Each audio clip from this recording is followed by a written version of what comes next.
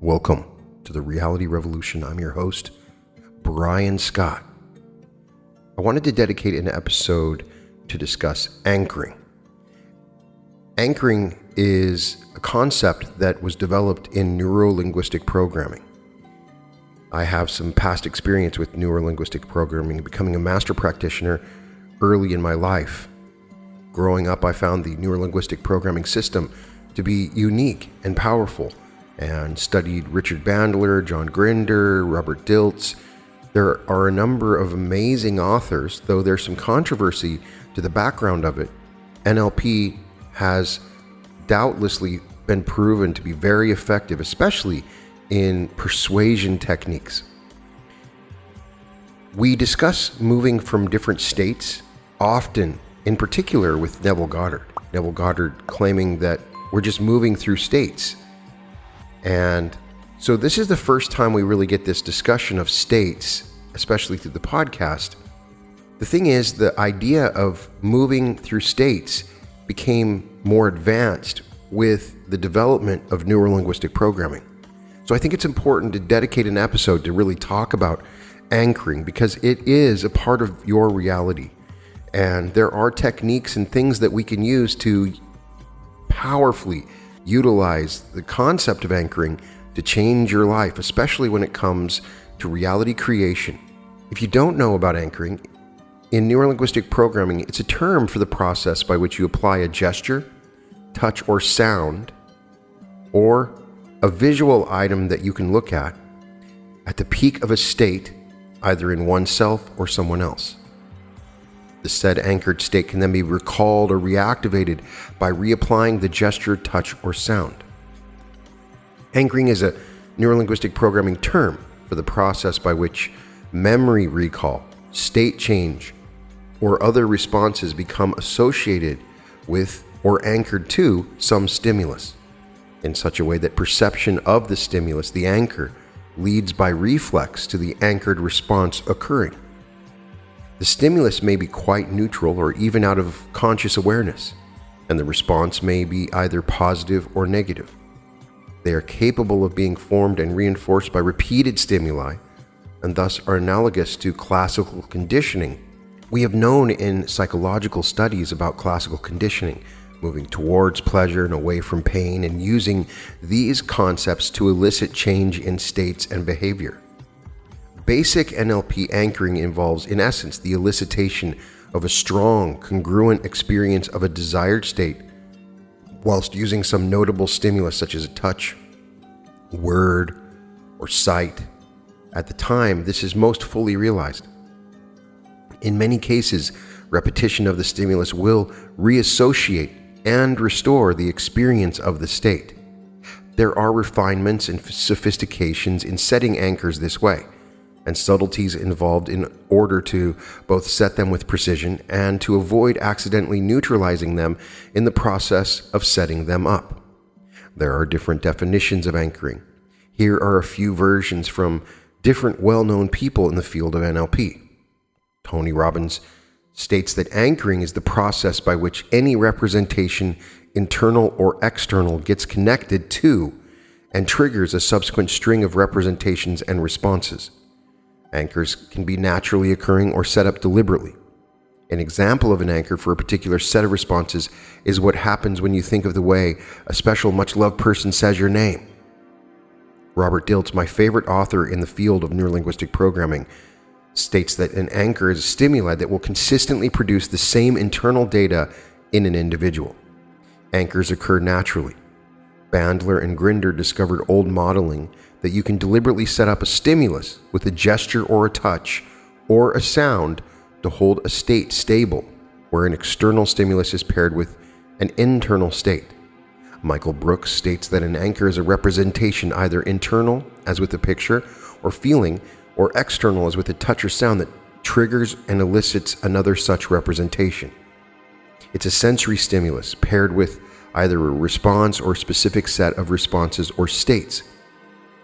Leslie Cameron Bandler stated that in the way that certain external stimuli become associated with past experiences, Thus, recalling the past experience, you can deliberately associate a stimulus to a specific experience. Once this association has taken place, you can then trigger the experience at will. It works in the same way that language does. Bandler and Grinder, the original creators of neurolinguistic programming, state that anchoring refers to the tendency for one element of an experience to bring back the entire experience. Sid Jacobson says that it is an NLP way of talking about classical Pavlov's conditioning, but made a lot more sense. If you have studied about Pavlov, he would place beef or give the taste of beef with the dog, and a bell would ring and the dog would salivate, and eventually was able to create a salivation response in the dog without actually having the beef present because the dog has heard the bell ring. What we're doing is we're taking this standard understanding of classical conditioning to a more advanced level in the way that it determines human behavior and states. Steve Andreas states that the way we naturally link things that happen at the same time. This knowledge gives us a way to take resources from one area of our lives and apply them in a broader way of our well-being. Terry Elston states that people represent their inner worlds to the outside via a series of built-in anchors. Andrew Salter remarked that we just jump from one state to another. What that means is we code our meaning via the associations we have made with them. If a certain look someone gives you is the look your father used to give you when you did something wrong, unless you've cleaned that up, you are likely to respond in the same way as you did with dad. A very good example that I can give is with music. Perhaps with your first kiss, you had a song playing in the background. It makes you swell up with a feeling of love or excitement or happiness, good feelings. And then when you hear that song again, you have those feelings come up. In fact, we have links to many things all the time. This is obviously something that Hollywood is known, and the government, advertising. In so many different ways, you have been anchored to a million different states, and these anchors are constantly being used to manipulate, in some cases, change the way you think and believe. There is some desensitization involved, and there is a place that we've reached, at least consciously, where we're aware of these anchors. Some religions, like Scientology, for instance, have grabbed this concept and made it one of its primary focuses, using a concept called clearing, where they try to figure out what your anchors were in the past and clear those anchors. The first documented mention of anchoring was from a man called Edwin Twitmeyer from his work on the knee-jerk response. Edwin Twitmeyer doesn't get into the history books much, mostly because of a non-status name. The well-named Pavlov is the one everyone remembers because of the dogs and the bells. Basic anchoring involves, in essence, the elicitation of a strong, congruent experience of a desired state, whilst using some notable stimulus, touch, word, or sight. At this time, this is most fully realized. In many cases, repetition of the stimulus will reassociate and restore the experience of the state. There are refinements and sophistication in setting anchors this way, and subtleties involved in order to both set them with precision and to avoid accidentally neutralizing them in the process of setting them up. The notion of using anchoring was refined by Bandler and Grinder and uses the powerful unconscious resources of others to get the responses you desire. It is a natural process that usually occurs without our awareness and may have positive impact or be maladaptive and troubling.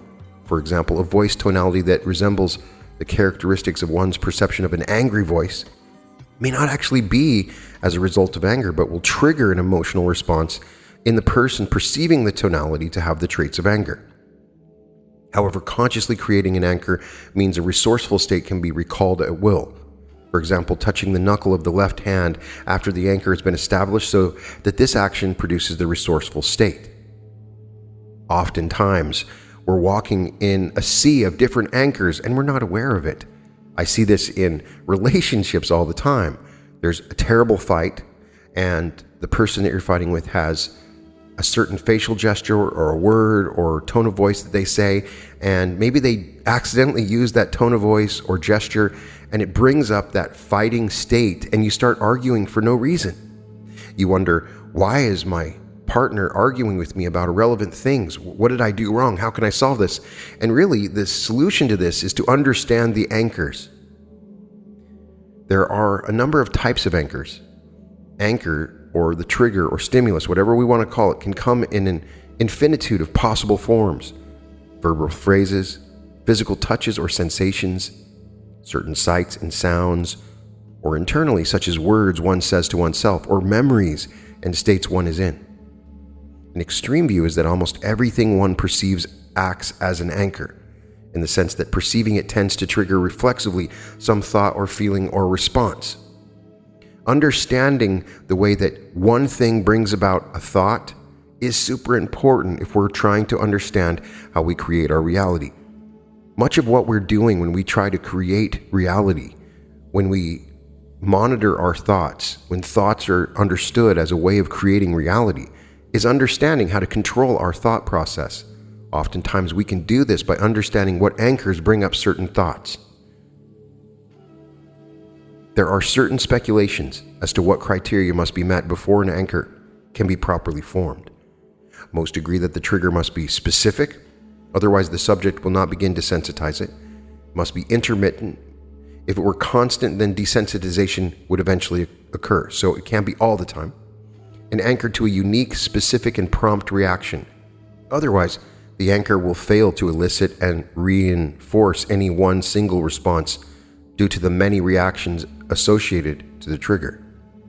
It is also important that reinforcement of an anchor, in other words, repeated formation with the aim of reinforcement, should have a break between each repeat, since the neurological lesson is quite capable of working either way, and only one way is desired. This is an example of where precision and structure may create a difference between success and failure. Examples. If when young you participated in family activities that gave you great pleasure, the pleasure was associated with the activity itself, so when you think of the activity or are reminded of it, you tend to re-experience some pleasurable feeling. Flicking through an old family photo album stirs pleasant memories and some of the feelings associated with them. Perhaps it's playing Monopoly and you look at a picture of you playing Monopoly. Brings up that feeling. A child's comforter in an unfamiliar situation, an old love song reawakens a romantic mood. The smell of freshly baked apple pies brings back memories of a happy, carefree childhood. Phobias, in this sense, can be studied as an example of very powerful anchor. So, you see a spider, you feel terrified and nauseous. Revisiting an old school or place with powerful memories makes you sick. An unusual use of anchoring was studied by Ellen Langer in her study of two groups of 75 to 80-year-old men at Harvard University. For 5 days, both groups were isolated at a retreat, with one group was engaged in a series of tasks encouraging them to think about the past in general, to write an autobiography to discuss the past, and the other group engaged in a series of tasks which anchored them back into a specific past time. They wrote an autobiography up to 1959, describing that time as now, watched 1959 movies, had 1959 music playing on the radios, and lived with only 1959 artifacts. Before and after the 5 days, both groups were studied on a number of criteria associated with aging. While the first group stayed constant or actually deteriorated on these criteria, the second group dramatically improved on physical health measures such as joint flexibility, vision, and muscle breadth, as well as on IQ tests. They were anchored back physically to being 50 years old by the sights and sounds of 1959. How does an anchor develop?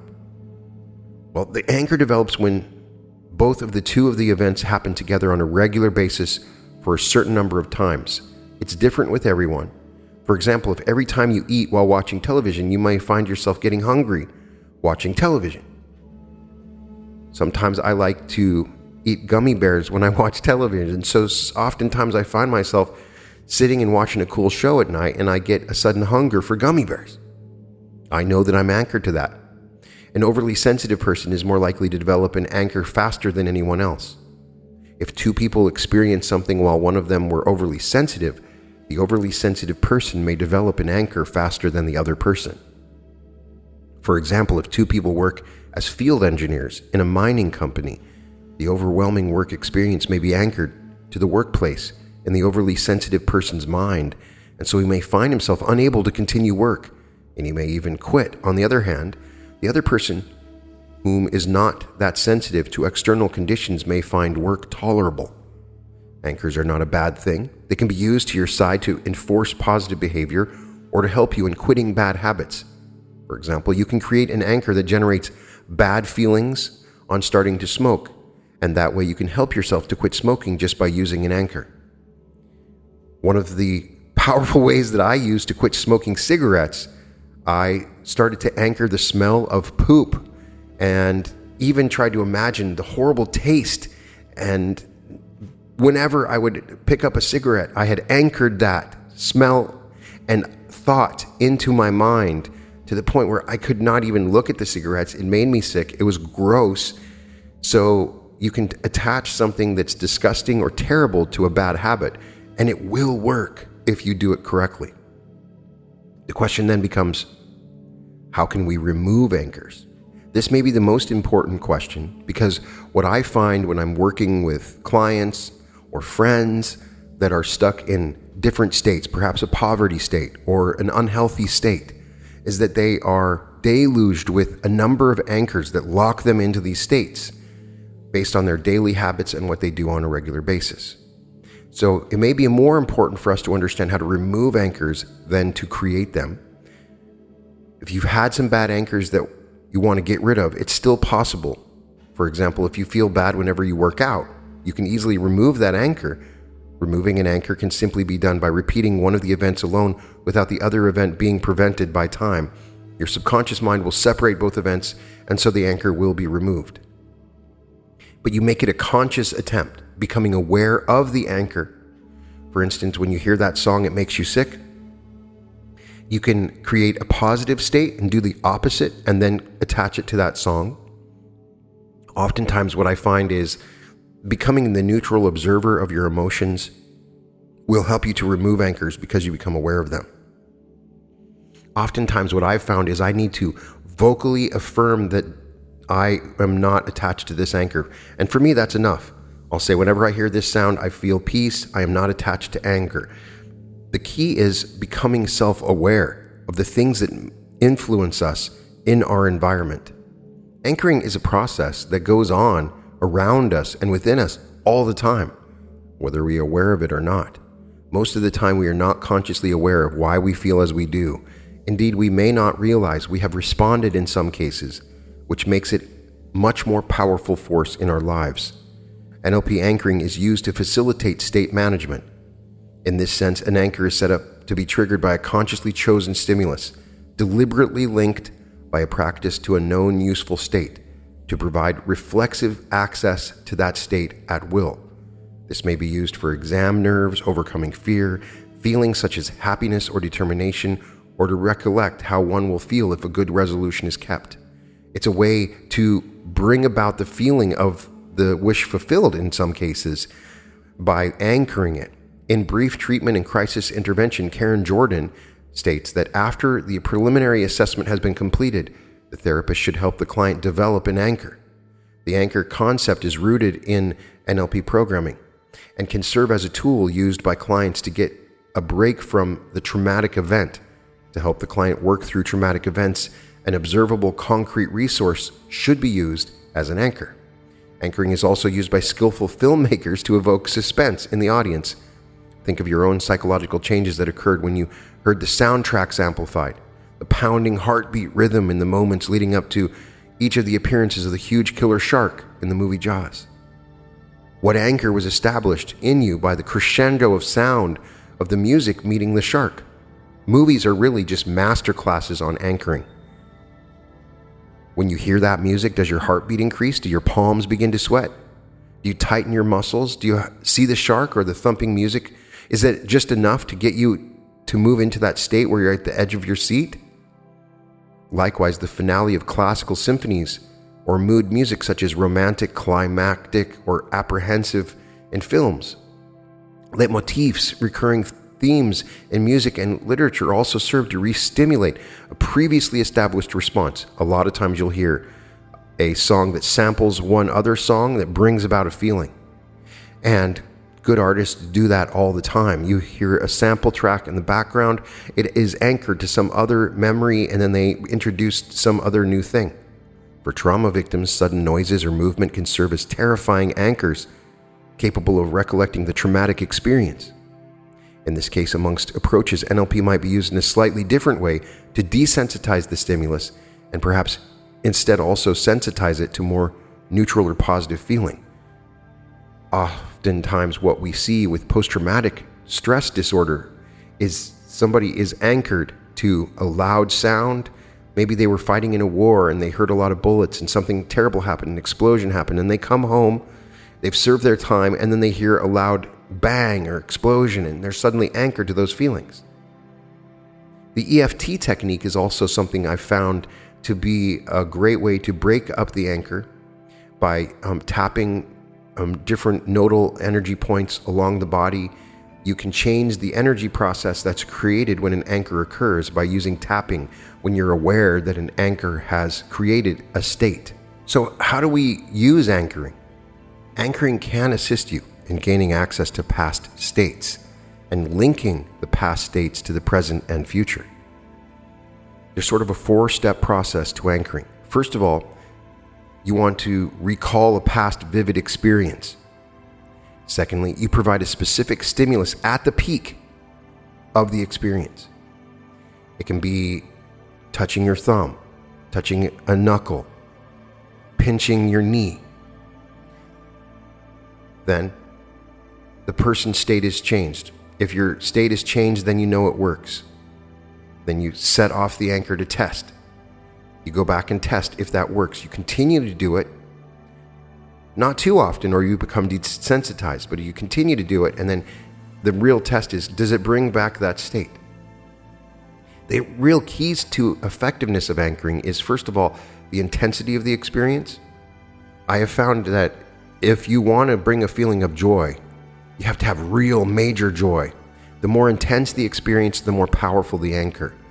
If it's a subtle change in emotion, then you may not be as effective at it. If you can really ramp up the feeling and the intensity of the experience, if you can go back and remember some amazing event and then turn the dial up and make it intense, then it will be more effective. The second is the timing of the anchor. The anchor has to be placed right at the peak of the moment. And oftentimes it's difficult for the observer who is doing it themselves to anchor, because the neutral observer sort of creates a pause. Okay, now I'm going to anchor, and it's not effectively done. I have found in some cases the third person or second person creating the anchor can be more effective. The key is for you to learn how to anchor yourself, and so you have to be in the flow and do it right on time. The third is the uniqueness of the anchor. If you always touch your knees all the time, but then you create an anchor that you're touching your knee, it's not going to work. It has to be something that you don't do, so that it's anchored very specifically to that movement thing. That is why sigils are powerful, and we'll get to that here in a little bit. The next key is to replicate the stimulus and do it a certain number of times so it's locked into the neurology of your body. Now, the best states to anchor are naturally occurring states. These days, I use a different type of a way into the states. I now ask, what do you love to do in your life? That's if I've tripped upon those aspects already. Then when asked, what's that like? Almost using the meta model to chunk down into fantastic experience. The next best are past, vivid, highly associated states. Least preferably are constructed states, ones that are created, the naturally occurring state. Here's the older style of accessing states. Can you remember a time when you were blank? Can you remember a specific time? And then you go back to that time, you go right back to the time, you float down into the body and see what you saw, hear what you heard, and really feel the feelings of being totally, perhaps it's blissful or happy or joyful. But oftentimes, if it's an unusual state that's not naturally occurring, it is not as effective. You can stack anchors using multiple anchors, and this is where it gets very powerful. To stack anchors, elicit several instances of states and anchor them in the same place. The state chosen for a particular stacked anchor can be same or different. In collapsing anchors, the states stacked should be different, and chaining anchors, the states used for each stacked anchor should be the same. So you can look at a time when you felt totally powerful, a time you felt totally loved, a time you felt you could have whatever you wanted, a time when you felt you couldn't fail, when you could have it all, a time when you felt really energetic, when you had a ton of energy, a time when you fell down laughing, a time when you felt totally confident. You can anchor all those and then put them into a single anchor, and then it becomes very powerful. You can combine several states and then anchor up the negative state and cross it over, and that's called collapsing anchors. The idea behind anchors is important to understand. It is important to come to realize that everything is an anchor. Every single letter is an anchor for a sound. You know that A is ah, B is ba. You know that. It anchors you also to when you were a kid, when you learned about the alphabet, when you learned how to speak and the sound of it. You don't think about it when you look at a word, but you're anchored every single time. There is an entire cloud of anchors that are attached over time. And what I wanted to talk about is the layering of anchors that we have in our lives. Social media companies have become so good at using the power of anchoring. They anchor you with notifications at the right times of the day. They know through studies and research that they can evoke chemistry changes in your body through notifications and the way the timeline works and keywords and elements. So social media becomes this entire business of anchoring. Everything is an anchor, and if you notice, we're getting shorter and shorter. We get to Twitter and it's just a certain limited number of characters. I refer you to the episode where I read The Telecosmic Power by Anthony Norvell, and he uses anchoring in a powerful way for affirmations. He will say, I receive, and then he will give a long affirmation, longer than normal, and then say it 7 times, but then he can say, I receive, and then every time he says that, he's anchored to the affirmation. It's a way to affirm without having to say an entire sentence. I can say large sums of money come to me easily, effortlessly and quickly, in increasing, accelerating, and expanding quantities from multiple and varied sources on a continuous and consistent basis, in the best interest of all, with the free will of all, that I get to keep, give, spend, invest, and circulate joyously. I can say that a number of times, and I can say large sums of money, and I'm linked to that whole entire sentence. I can say large sums. You can link it and then just start saying large sums of money. Large sums of money. When you don't have time to say the whole thing, but say it enough times that you're anchored and you can say those first 2 words. I have definitely carried my NLP over into a variety of different things. And I would say that those of you that have followed me from the beginning are the luckiest. I've used anchoring techniques in my meditations. Maybe it's the song that I play at certain times. I've anchored songs to certain events, so if I do a deep meditation and ask you to call upon a joyous event, and then I play that song later, you can feel that joyous event coming up. If you follow my meditations in order, they're anchored in order, stacked over time. So by the time you're doing the most recent 230th meditation, it is just collapsed anchor over collapsed anchor, and it's deeply anchored. And I try to do that with my episodes as well. I do it without thinking about it, but it is a powerful technique that you need to be aware of and you can learn how to use. Sigils are probably the most interesting aspect of anchoring. What is being done in sigils, I refer you to my episode on chaos magic. This is something I've experimented with deeply over the last 2 years. I've created art with a very advanced form of sigil. And what you can do is put yourself in a specific state. You can create an affirmation. You can meditate for a long period of time. You can visualize something or create something. And then it can be as complicated as you want. And you can isolate it into a symbol. The symbol in early cases of magic that you would use, symbols that was a character that you couldn't recognize normally. Maybe it's a combination of different letters with different angles, or just a symbol that something that you've never seen before. As I started to research sigils, I found that Austin Osman Spare, the person that sort of was the originator of sigils, he had artwork that he would do, and they would become sigils. And you can create sigils that, as we move into fourth density, they become shared anchors. So when you put a lot of energy into a symbol and then you show that symbol to somebody else, suddenly they are experiencing the states that you anchored into that sigil. This is a way to save emotional states. What I've done is created sigils for joy or bliss or passion or creativity and a variety of other emotions, and I've put them into paintings, and then I've hung them on my walls, very much like I would do with a vision board in the old days. I have things I'm trying to visualize, and it might be a very detailed visualization, and I can't put that into a particular video. There's no way that I can put that in a picture, but it's solidly in my mind, and I can create a symbol, a piece of art that holds on to this idea. And then when I show this art to other people, they notice that it evokes those same and similar feelings. As I've experimented with it, I've started to create hundreds of different pieces of art, which I plan on releasing soon and going over. I plan on introducing some of these sigils. One of the most powerful systems that I've used for meditation involved looking at a specific sigil. And in these cases, they were advanced sigils, like pieces of art or pictures that had magically been embedded with light codes so that when you looked at them, they might evoke a state of meditation in me, or it may bring about creative energies in me.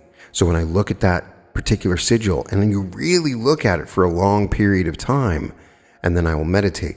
And then when I'm done, I look at either the same or something else. And so then I become anchored. Right after I meditate, I will look at a piece of art and then stare at it. And I found that I can then have that piece of art in other places, and it induces a deeper meditative state while conscious. This has really transformed my life, and it's also transformed people in my life that are exposed to this artwork, and these pieces of art become magical. What you need to become aware of is what you're anchored to. I promise you that you're anchored to a variety of different things, and they are very subtle and powerful. Advertising has anchored you to a variety of different musical notes, images.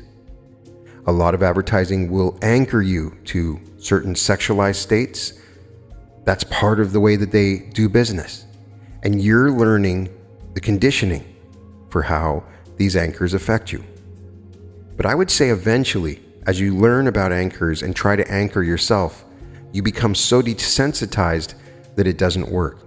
Part of the secret to anchoring is you have to test it and see if it works. If it's not working, then you have to find something else. And what I have found is you can move beyond anchoring and beyond the conditioned response, because what's happening as we move into fourth density, we're more than just dogs hearing the bell ring. We become much more advanced in our awareness and thinking. So we do not get necessarily anchored. What I'm saying, if you want to bring a lot of these different states that you're trying to anchor, make them a part of your identity. Joyousness is a part of your identity, not just something that you experience in a moment that you pinch your fingers or your knee. Bliss, whatever it is, make the things that you try to anchor at different moments into your identity so that you don't need to anchor them. One of the most interesting anchors I've seen is in politics. It started with Bill Clinton. He would lift his thumb up while he talked, and when he was talking to the camera, he would hold his hand in a fist with his thumb up. And then, of course, you see different other politicians doing the same thing. You see Donald Trump doing it. You see Barack Obama doing it. And so they're anchoring you to a particular state that you have linked from the past. They will use keywords. I've seen it in a variety of courtrooms. I saw it all over the Johnny Depp trial. I see it everywhere. Anchoring is what is controlling the world. And there is a certain sector of us that are coming to control these anchors. The first state is to control the anchors. Learn how to anchor yourself, anchor states that you're in. If you're in a super passionate, wonderful state, give yourself a way to remember it by creating a symbol or a physical gesture or a sound, and amplify that. Bring that same thing up in states that are not similar. Maybe you're bored at home and you bring that state up. Do it and test it out. See if you can bring up certain states. That way you can remember certain states. One of the hardest things to do is to create feelings in your body. When we know that the feeling is the secret, but how do I bring up the feeling of my wish fulfilled? The secret to bringing up the feeling of the wish fulfilled is to identify different emotional states that you enter into in the past, and it's sort of a flavor or recipe of a combination of those. Become very tuned in to your feelings and learn to differentiate the states of happiness and joy, whatever it is. There is a difference between bliss, joy, happiness, confidence, and really identify the differences in these states and anchor them separately, and then test them out so that you can do something and it brings up a feeling of confidence in you. You can do something else and it brings up a feeling of strength. One thing I've done is to anchor states for working out, particularly with weightlifting. There's certain things that I can do prior to a workout, which will help my body to remember when I was in a stronger, more muscular state. I'm able to lift more when I anchor myself into states that are specific to that workout. And it's helped me to get more reps, to increase the number of weights that I lift. I've used it in public speaking, where I'm in an event, I might be speaking publicly, and I can relax and calm down and remember a state of being confident, effortlessly speaking without being nervous. And you do that particular anchor, and then you're in that state. Part of the key at the beginning is learning how to control your states, which is what we're learning with Neville Goddard. The law of assumption tells us if you enter into a state and stay in that state, where that state essentially becomes your home that you return to, it is your primary state, then it begins to create your reality. And the freedom is the secret. So what you need to do is learn how to identify when you are in states that you appreciate, that are effective. Maybe there's a state where you can do your homework very quickly, or you can read very fast.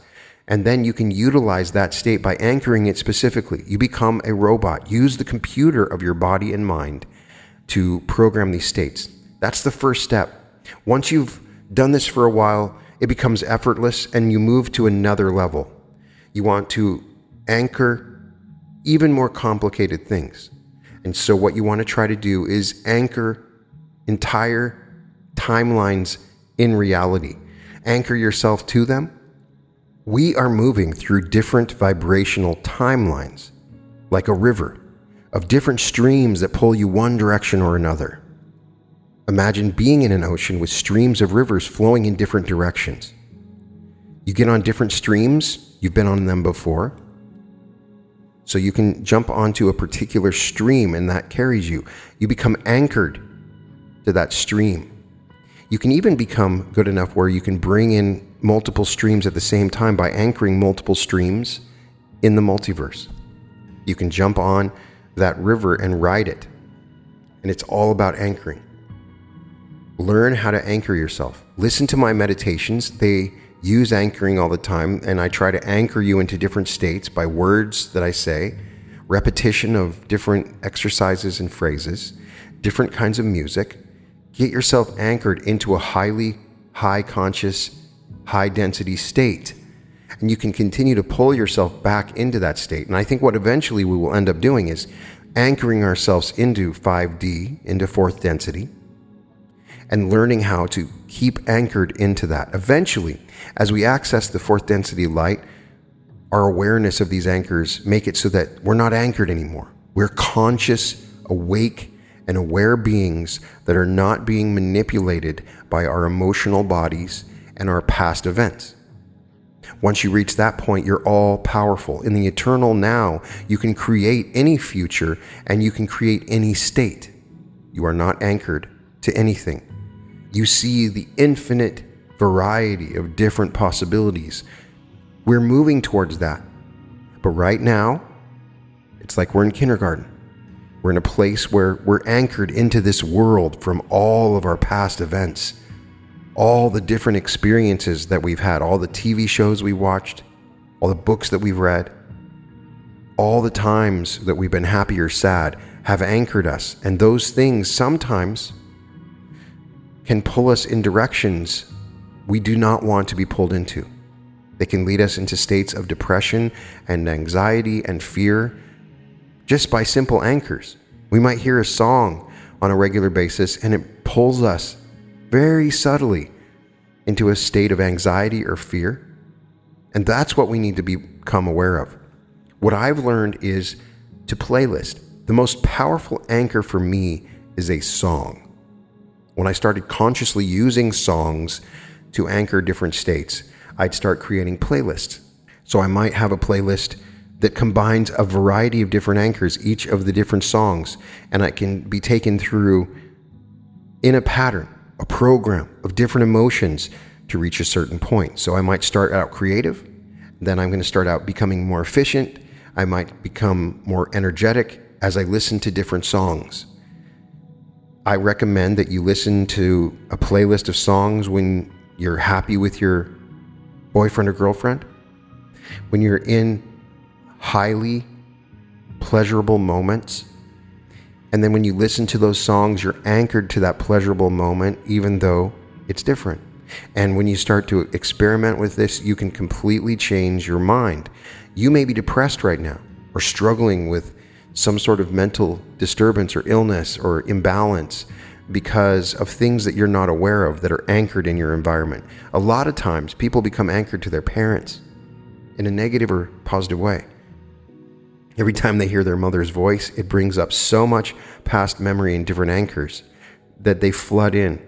We become anchored into our current reality by all the things around us. Everything is an anchor pulling us into our present reality, which is why in many cases, if you want to change your reality, it's good to change it up. Get out of your house, go stay in a hotel, go to a different place, because you want to be in a fresh new place that is unanchored in your consciousness. Start to really evaluate the things that influence you, and you'll realize that everything influences you. It should. And then you become more aware of everything in your environment. As you become more aware, you are able to dissolve the power that they have and simply neutrally observe these things. All the power that you have wasted from the anchoring in the past that was just sort of bizarre programming the computer with no possible intent involved. Now it becomes purified and you can control your consciousness and mind. So I ask you to close your eyes right now. I want you to bring up an incredible memory of absolute gratitude, something wonderful that happened in your past. And I want you to bring up the feelings in your body. I want you to see if you can bring up those feelings and multiply it. What would it be if it felt 2 times as good as that amazing event? What would it be if it's 3 times, 10 times more powerful? Now bring up another memory. I want you to sit in it for a few moments and really feel it in your body.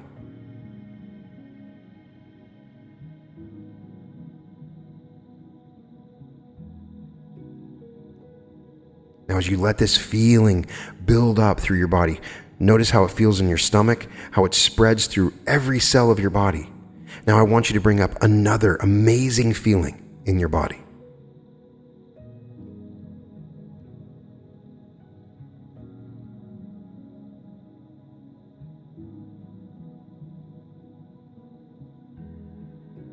Yes, yes, yes. Now you can feel this wonderful feeling. And anytime I say yes, yes, yes, you are anchored because the first thing you heard in this wonderful state was yes, yes, yes. Sometimes it becomes more effective if you're doing it intentionally. Everybody's different. But I want you to say yes, yes, yes anytime you want to bring up those feelings and test yourself. See if it works. Do it again. Create a different anchor. I was able to do this verbally so you could hear me, but you can pinch yourself in a different part of your body. You can have a certain gesture with your hands. There's some physical thing that you can do. There may be an object that you can look at. Anchors have so many different ways that work for so many different people. I would love to get a discussion in the comments about how you've used anchoring. Have you anchored yourself? Have you learned to change your anchors or released your anchors? Have you found anchors that you weren't aware of? I want you to go through your current life and evaluate the negative states that you've entered and the unfortunate habits that you may have. Maybe you eat too much or smoke or drink, whatever it is. And I want you to really start to evaluate if you're anchored to anything in particular. It could be the slightest thing. You can learn these things if you make it your intention to learn them. And once you become aware of them, you can totally change them. You can also anchor the negative things that you have in your life to terrible things, and you can anchor positive things that you want to bring in to positive behaviors. You can learn to completely change your mind.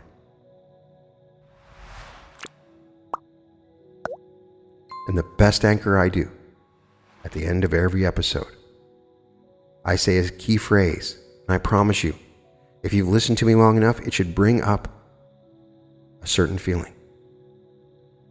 You can find all episodes of The Reality Revolution at therealityrevolution.com. And welcome to The Reality Revolution.